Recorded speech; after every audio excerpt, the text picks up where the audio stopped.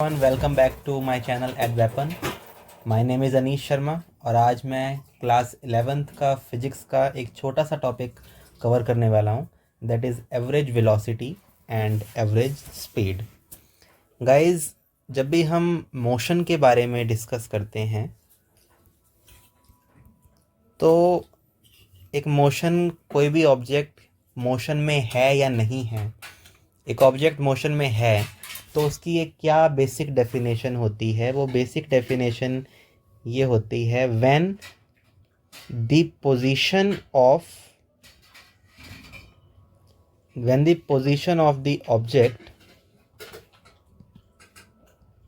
Changes with respect to time. जब किसी object की पोजीशन टाइम के रिस्पेक्ट में चेंज होती है तब वो ऑब्जेक्ट मोशन में होता है। ये मैंने आपको लास्ट क्लास में भी समझाया था, ठीक है। लेकिन वो उसकी जो पोजीशन है ऑब्जेक्ट की, जो टाइम के साथ टाइम के रिस्पेक्ट में चेंज हो रही है, उसका रेट क्या है? What is the rate of change of position with respect to time. किसी ऑब्जेक्ट की पोजीशन किस रेट से चेंज हो रही है टाइम के रिस्पेक्ट में। जब हम इस चीज़ को डिफाइन करते हैं तब एक क्वांटिटी डिस्कवर होती है जिसको हम कहते हैं average velocity. So average velocity is basically equal to change in position upon में टाइम। हम इसको ऐसे भी कह सकते हैं, अगर कोई ऑब्जेक्ट जिसकी इनिशियल पोजीशन x1 थी और फाइनल पोजीशन x2 है और इनिशियल टाइम t1 था और फाइनल टाइम t2 है, देन हम कह सकते हैं कि जो एवरेज वेलोसिटी होगी that will be x2 minus x1 upon में t2 minus t1। We can say this. और ये सिंबल जो हम यूज़ करते हैं जनरली वेक्टर क्वांटिटी के लिए यूज़ करते हैं, क्योंकि वेलोसिटी और एवरेज वेलोसिटी लास्ट क्लास में भी मैंने आपको बताया था कि स्केलर क्वांटिटीज़ और वेक्टर क्वांटिटीज़ क्या होती हैं। वेक्टर क्वांटिटीज़ वो होती हैं जो कि मैग्नीट्यूड और डायरेक्शन पर डिपेंड करती हैं, लेकिन स्केलर क्वांटिटी वो होती हैं जो सिर्फ मैग्नीट्यूड पर डिपेंड करती हैं, डायरेक्शन पे डिपेंड नहीं करती। और जो वेक्टर क्वांटिटी होती हैं वो पॉजिटिव भी हो सकती हैं और नेगेटिव भी हो सकती हैं, ठीक है, क्योंकि ये डायरेक्शन पे डिपेंड करती है। और ये पॉजिटिव नेगेटिव सिर्फ एक डायरेक्शन को रिप्रेजेंट करता है और कुछ भी नहीं, ठीक है। इसी तरीके से हम एवरेज स्पीड के बारे में अगर बात करते हैं तो average speed is basically deals with the change over the total path length with respect to time. I hope this is clear. जो एवरेज वेलोसिटी वाला कॉन्सेप्ट था that was linked with the position, that was linked with the displacement. When we are talking about change in position, it means that displacement. Okay. But here if we are talking about the average speed, then हम बात कर रहे हैं जो total actual path length है वो upon में जो टोटल टाइम है वो, दैट इज़ एवरेज स्पीड। तो हम कह सकते हैं फॉर एग्जांपल, अगर कोई ऑब्जेक्ट जिसने इस रेफरेंस पॉइंट सपोज ओ से स्टार्ट किया और सबसे पहले ये x1 चला, उसके बाद यहाँ से यहाँ तक ये ऑब्जेक्ट x2 चला और टोटल टाइम यहाँ से यहाँ तक इसने t कवर किया सपोज। सो हम कह सकते हैं कि जो एवरेज स्पीड होगी इस ऑब्जेक्ट की वो होगी x1 प्लस x2 अपॉन में t time.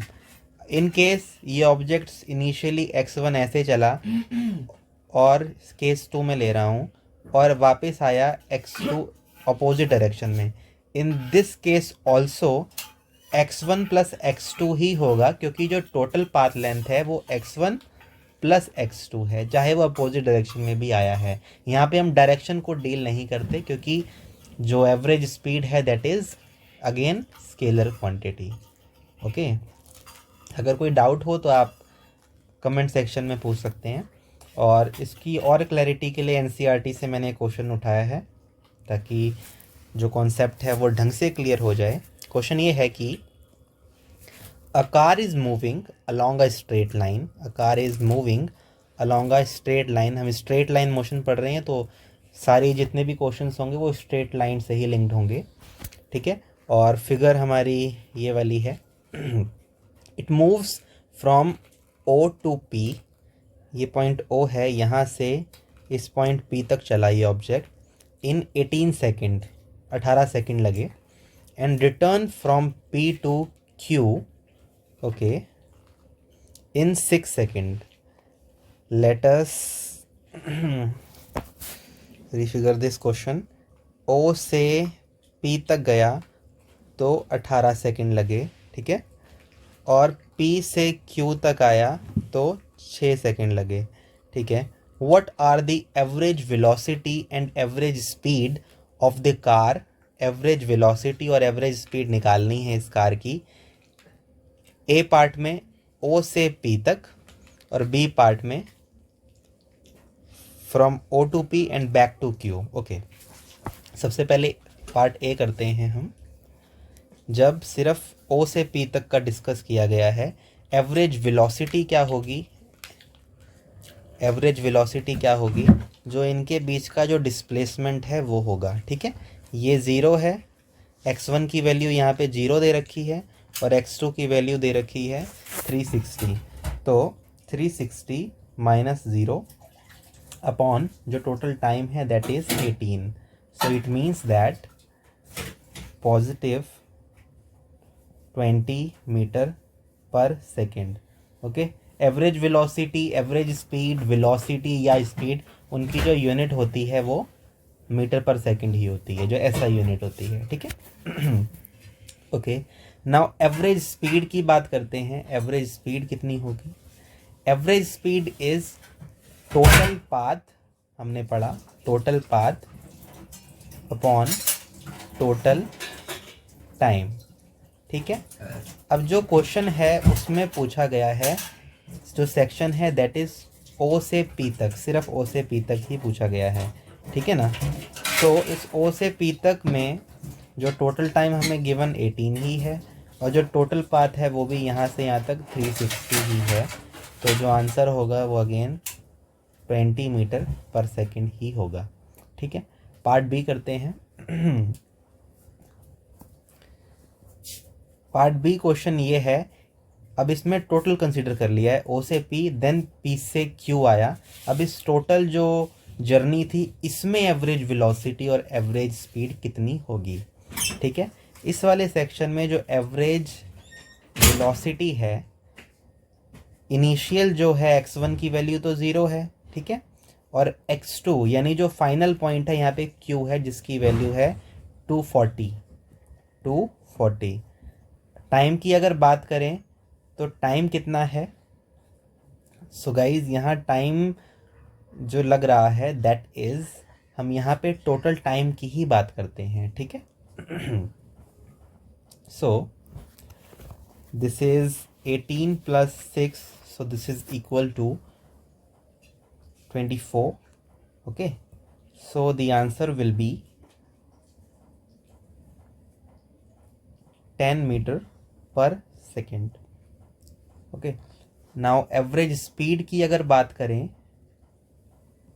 so this will be total distance, it means that 360, सबसे पहले डिस्टेंस 0 से 360 यहाँ से ये कवर हुआ और उसके बाद P से Q तक जब गए तो वो डिस्टेंस कितना है?